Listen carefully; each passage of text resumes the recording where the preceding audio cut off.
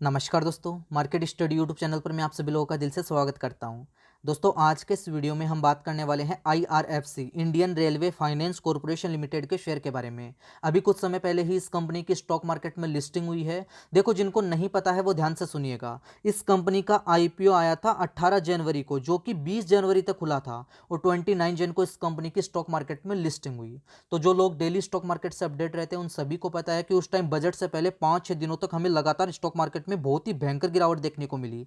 1 फरवरी को बजट आया था, 29 जन को इस कंपनी के स्टॉक मार्केट में लिस्टिंग हुई। कहने का मतलब ये कि जब बाजार गिर रहा था उस टाइम हमें इस कंपनी की स्टॉक मार्केट में लिस्टिंग होते हुए देखने को मिली, और इस कंपनी की जो लिस्टिंग है वो 4% डिस्काउंट पर हुई थी। अभी भी आप देख सकते हैं इस कंपनी का जो शेयर प्राइस है वो 25 रुपये के आसपास ही झूल रहा है। और कल 13 फेब को इस कंपनी ने अपने क्वार्टर 3 के नतीजे पेश किए हैं। तो आज के इस वीडियो में हम सबसे पहले इस कंपनी के क्वार्टर 3 के नतीजों को देखने वाले हैं। लेकिन दोस्तों, आपसे पहले मेरी एक छोटी सी रिक्वेस्ट है कि प्लीज़ आप इस वीडियो को अंत तक देखिएगा, वीडियो को लाइक कीजिएगा, चैनल सब्सक्राइब कर दीजिएगा, बेल आइकन भी प्रेस कर दीजिए ताकि आपसे कोई भी वीडियो मिस ना हो।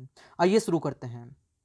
देखो, कल 13 फरवरी को इस कंपनी की बोर्ड मीटिंग हुई जिसमें इस कंपनी ने यहाँ पर अपने क्वार्टर 3 के नतीजे पेश किए हैं, और इस कंपनी ने इंटरिम डिविडेंड का ऐलान भी किया है। ये जो 2 नंबर वाला पॉइंट आपको दिखाई दे रहा है, यहाँ पर आप देख सकते हैं इस कंपनी ने इंटरिम डिविडेंड का ऐलान किया है। फ्रेंड्स, कंपनी अपने शेयर होल्डर्स में लाभांश कब बांटती है? जब कंपनी के पास कैश की कोई कमी नहीं हो, कंपनी को बहुत ज़्यादा प्रॉफिट हुआ और कंपनी अपने उस प्रॉफिट को अपने शेयर होल्डर्स के साथ में शेयर करती हो। तो यहाँ पर आप देख सकते हैं इंटरिम डिविडेंड का जो ऐलान किया गया है वो 1 रुपये 5 पैसे का है, ठीक है, जिसकी जो रिकॉर्ड डेट रखी गई है वो 20 फेब है। और यह कंपनी, यह जो डिविडेंड है 1 रुपये 5 पैसे का, वो अपने शेयर होल्डर्स के अकाउंट में 4 मार्च या 4 मार्च के बाद तक जमा कर देगी।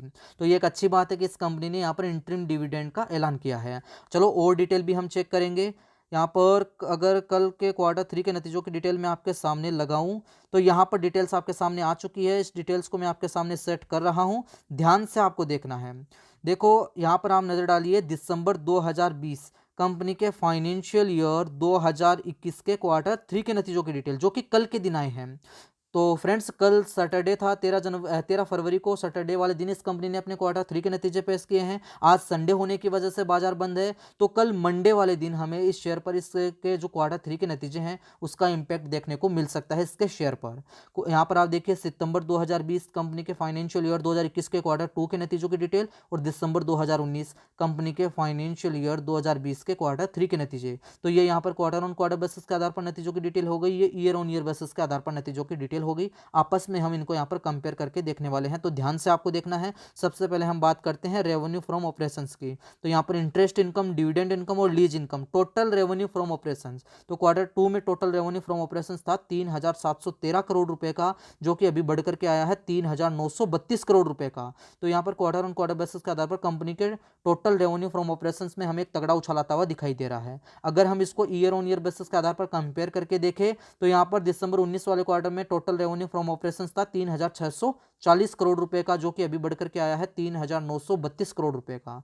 तो यहाँ पर कंपनी के टोटल रेवेन्यू फ्रॉम ऑपरेशंस में ईयर ऑन ईयर और क्वार्टर ऑन क्वार्टर बेसिस के आधार पर एक तगड़ा उछाल आता हुआ नजर आया है।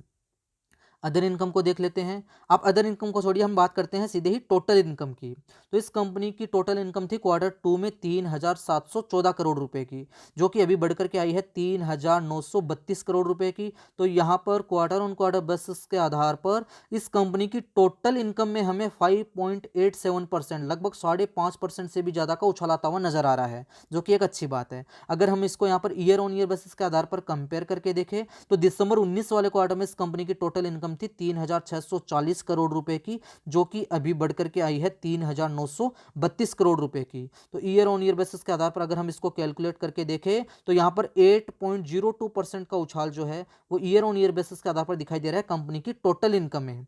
तो यहाँ पर कंपनी के टोटल रेवेन्यू फ्रॉम ऑपरेशंस में भी हमें एक तगड़ा उछाल आता हुआ दिखाई दिया है, और कंपनी की जो टोटल इनकम है वो भी बढ़कर के आई है। तो इस कंपनी के जो क्वार्टर 3 के नतीजे हैं वो यहाँ पर अच्छे दिखाई दे रहे हैं। चलो आगे बढ़कर के इस कंपनी के प्रॉफिट पर भी हम बात करते हैं। तो कंपनी के प्रॉफिट की डिटेल यहाँ पर मैं आपके सामने लगा रहा हूँ, ध्यान से आप देखिएगा। देखो, ये जो 13 नंबर वाला पॉइंट आपको दिखाई दे रहा है, यहाँ पर आपको कंपनी के प्रॉफिट की डिटेल दिखाई देगी।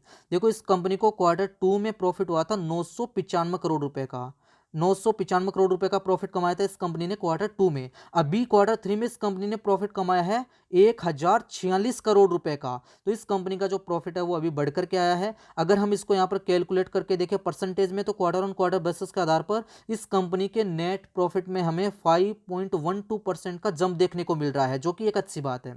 अगर हम यहाँ पर इसको ईयर ऑन ईयर बेसिस के आधार पर कंपेयर करके देखें, तो दिसंबर 19 वाले क्वार्टर में इस कंपनी ने प्रॉफिट कमाया था 907 करोड़ रुपए का, जो कि अभी बढ़ करके आया है 1046 करोड़ रुपए का। तो यहाँ per year on year basis के आधार पर इस कंपनी के नेट प्रॉफिट में हमें 15.32%, लगभग 15.5% का जंप देखने को मिल रहा है। तो इस कंपनी का जो प्रॉफिट है वो क्वार्टर ऑन क्वार्टर और ईयर ऑन ईयर बेसिस के आधार पर बढ़ करके ही आया है। आगे अगर हम और डिटेल चेक करें, तो यहाँ पर आप देख सकते हैं अर्निंग पर शेयर देख लेते हैं। अर्निंग पर इक्विटी शेयर की अगर हम बात करें आफ्टर इनिशियल पब्लिक ऑफर, तो क्वार्टर 2 में ईपीएस था 0.76 का, जो कि अभी बढ़ करके आया है 0.80 का। अगर हम इसको ईयर ऑन ईयर बेसिस के आधार पर देखें, तो ईयर ऑन ईयर बेसिस के आधार पर कंपनी के ईपीएस में हमें थोड़ी बहुत गिरावट नजर आ रही है। दिसंबर 19 वाले क्वार्टर में ईपीएस था 0.86 का, जो कि अभी यहाँ पर गिर करके आया है 0.80 का। लेकिन ओवरऑल हमने देखा कि इस कंपनी के जो क्वार्टर 3 के नतीजे हैं बहुत ही शानदार आए हैं। फ्रेंड्स, कल सैटरडे 13 फरवरी को इस कंपनी ने अपने क्वार्टर 3 के नतीजे पेश किए हैं। आज संडे होने की वजह से बाजार बंद, और कल मंडे को इस कंपनी के शेयर पर, इस कंपनी के जो क्वार्टर 3 के नतीजे आए हैं उसका इस कंपनी के शेयर पर हमें इंपैक्ट आता हुआ दिखाई दे सकता है। और मुझे ऐसा लगता है कि यहाँ से इस शेयर में हमें एक तगड़ा उछाल देखने को मिल सकता है, क्योंकि कंपनी ने यहाँ पर ₹1.05 के इंटरिम डिविडेंड का ऐलान भी किया है, जो कि एक अच्छी बात है। कंपनी का प्रॉफिट भी बढ़ करके आया है और कंपनी की टोटल इनकम में भी हमें एक तगड़ा उछाल आता हुआ नजर आया है। चलो यहाँ पर मैं आपके सामने इसका जो शेयर प्राइस है वो लगा रहा हूँ। यहाँ पर आप देखिए Indian railway finance corporation limited की हम बात कर रहे हैं और 25 रुपये 40 पैसे का इसका भाव है एनएससी की वेबसाइट पर। फ्रेंड्स, अगर मैं आपके सामने इसका 5 डे का चार्ट लगाऊं, तो आप देख सकते हैं 5 डे के चार्ट पर अगर हम देखें तो यहाँ पर यह 25-26 रुपये के आसपास ही झूल रहा था। अगर 1 मंथ का, तो 1 मंथ की डिटेल तो अभी यहाँ पर उपलब्ध नहीं है। आप देखिए 29 जन को इस कंपनी की स्टॉक मार्केट में लिस्टिंग हुई, उस टाइम ये ओपन हुआ था 24 रुपये 80 पैसे पर, और इसका जो प्राइस बैंड था वो था यहाँ पर 25-26 रुपये का। ठीक है, तो यहाँ पर स्टॉक मार्केट में लिस्टिंग हुई थी 4% डिस्काउंट के साथ में 24 रुपये 80 पैसे पर। फिर यहाँ पर एक तगड़ा जंप देखने को मिला, लेकिन यह 26 रुपये तक गया था, फिर वापस से हमें यहाँ पर इसमें गिरावट ही देखने को मिली थी। चलो डिटेल्स में आपके सामने लिख रहा हूँ, ध्यान से आप देखिएगा। देखो 29 जनवरी की मैं बात कर रहा हूँ। 29 जनवरी 2021 को इस कंपनी की स्टॉक मार्केट में लिस्टिंग हुई थी यहाँ पर 24 रुपये 90 पैसे पर। ठीक है, ओपन हुआ था 24 रुपये 90 पैसे या 80 पैसे की हम बात कर रहे हैं। 24 रुपये 80 पैसे पर ये ओपन हुआ था, और फिर यहाँ पर दिन का लो इसने बनाया था 4 फरवरी को ये गिर करके यहाँ पर पहुंच चुका था 23 रुपये 85 पैसे पर। ठीक है, और इसने जो हाई बनाया है उसकी डिटेल्स भी मैं आपके सामने लिख देता हूँ। 4 फरवरी को इसने लो बनाया 23 रुपये 85 पैसे का, जो कि अभी तक का इसका लो है। और 5 फरवरी को इसने एक हाई बनाया था, जो हाई बनाया था 26 रुपये 20 पैसे का। तो अभी तक का इसका जो लो और हाई है वो आपके सामने आ चुका है। अभी तक इसने जो लो बनाया है वो 23 रुपये 85 पैसे का, और हाई बनाया 26 रुपये 20 पैसे का। और कल फ्राइडे वाले दिन इसमें जो कारोबार हुआ है उसकी डिटेल्स भी मैं आपके सामने लिख देता हूं, ध्यान से आप देखिएगा। देखो 12 फरवरी को इसने हाई बनाया था 25 रुपये 55 पैसे का, लो बनाया 25 रुपये 30 पैसे का, और क्लोजिंग दी है 25 रुपये 40 पैसे पर। तो अभी इसका जो करंट मार्केट प्राइस है वो 25 रुपये 40 पैसे का है। यहाँ से कल मंडे वाले दिन हमें एक थोड़ा सा उछाल इसमें देखने को मिल सकता है, और इसका जो प्रीवियस हाई था 26 रुपये 20 पैसे का, ये भी हमें टूटता हुआ दिखाई दे सकता है, क्योंकि इस कंपनी के जो क्वार्टर 3 के नतीजे हैं वो यहाँ पर इस कंपनी ने ठीक ठाक पेश किए हैं। इंटरिम डिविडेंड का ऐलान भी इस कंपनी ने यहाँ पर किया है। अब हम बात करते हैं थंबनेल वाले पॉइंट की, कि क्या यह 25 रुपये का शेयर करोड़पति बना पाएगा क्या। तो फ्रेंड्स, यह एक पब्लिक सेक्टर अंडरटेकिंग कंपनी है, फाइनेंशियल इंडस्ट्री से जुड़ी हुई कंपनी है, और इसकी जो पेरेंट कंपनी है उसका नाम इंडियन रेलवे है। तो यह इंडियन रेलवे को फाइनेंस करती है। तो फ्रेंड्स, मेरा मानना यह है कि जब तक आप क्वालिटी स्टॉक में इन्वेस्ट नहीं करेंगे तब तक आप करोड़पति नहीं बन सकते। ये एक पेनी स्टॉक हो गया। अगर आप पेनी स्टॉक में इन्वेस्ट करते हैं तो थोड़े बहुत रिटर्न्स की उम्मीद यहाँ पर आप इस कंपनी के शेयर से कर सकते हैं, लेकिन अगर आपको करोड़पति बनना है तो आपको क्वालिटी स्टॉक में ही इन्वेस्ट करना पड़ेगा। मैंने आपको पहले भी बताया है कि जैसे आप रिलायंस हो गया, HDFC बैंक हो गया, ICICI बैंक हो गया, इसके अलावा बजाज फाइनेंस हो गया, इन कंपनियों के शेयरों में अगर इन्वेस्ट करते हैं, उनके आप बैलेंस शीट उठा करके देखें हैं, उनके आप P&L अकाउंट को चेक करेंगे, तब आपको पता लगेगा कि अगर आप उन कंपनियों के शेयरों में इन्वेस्ट करेंगे तो ही आप करोड़पति बन सकते हैं। फ्रेंड्स, आप उनके चार्ट उठा करके देखिए, उनके अकाउंट्स को देखिए, उनके फाइनेंस को देखिए। अगर आप उनके अकाउंट्स की डिटेल्स चेक करेंगे तब आपको पता लग पाएगा कि उन अगर कंपनियों में आप इन्वेस्ट करेंगे तो ही आप करोड़पति बन सकते हैं। लेकिन अगर आप ऐसे पेनी स्टॉक में इन्वेस्ट करते हैं तो यहाँ से आप एक ठीक ठाक रिटर्न की उम्मीद कर सकते हैं, लेकिन मुझे नहीं लगता कि आप इन कंपनियों के शेयरों से यहाँ पर करोड़पति बन पाएंगे।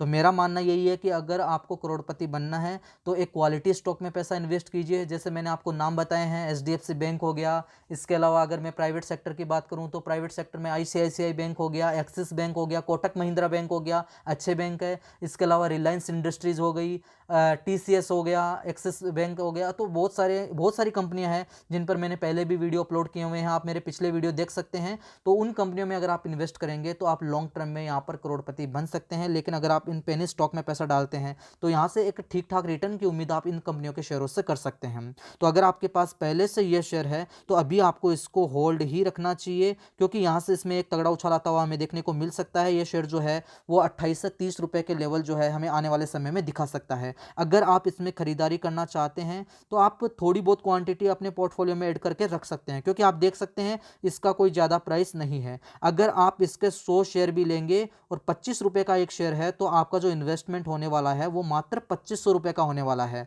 तो 2500 रुपए का इन्वेस्टमेंट आप लॉन्ग टर्म के लिए इसमें कर सकते हैं। अपने पोर्टफोलियो में आप चाहे तो यहाँ पर ऐड कर सकते हैं। कंपनी में यहाँ पर कोई कमी नहीं नजर आ रही है, कंपनी के नतीजे भी हमने देखे हैं, ठीक ठाक यहाँ पर नतीजे नजर आए हैं। और आप चाहे तो इसकी बैलेंस शीट चेक कर सकते हैं, जिसमें आप लॉन्ग टर्म बोरिंग्स की डिटेल चेक कर सकते हैं, शॉर्ट टर्म बोरिंग्स की डिटेल चेक कर सकते हैं, कंपनी के पास कितना केस है ये भी आप देख सकते हैं। तो आपको जो फाइनल डिसीजन है वो आपको खुद से लेना है। तो फ्रेंड्स, एक छोटा सा वीडियो था IRFC Indian railway finance corporation limited के शेयर के ऊपर। अगर मेरे द्वारा बनाए गए वीडियो और दी गई जानकारी आपको थोड़ी सी भी पसंद आई तो प्लीज़ इस वीडियो को लाइक कीजिए, दोस्तों के साथ में भी इस वीडियो को शेयर कीजिए। और अगर आपने अभी तक इस चैनल को सब्सक्राइब नहीं किया तो चैनल को अभी सब्सक्राइब कर ले और उसके पास बने हुए नोटिफिकेशन बेल पर भी क्लिक कर ले, ताकि स्टॉक मार्केट से रिलेटेड वीडियो आपको हमेशा मिलते रहे। दोस्तों, इस वीडियो में इतने मिलेंगे एक और नई वीडियो में एक और नई जानकारी के साथ। तब तक के लिए नमस्कार।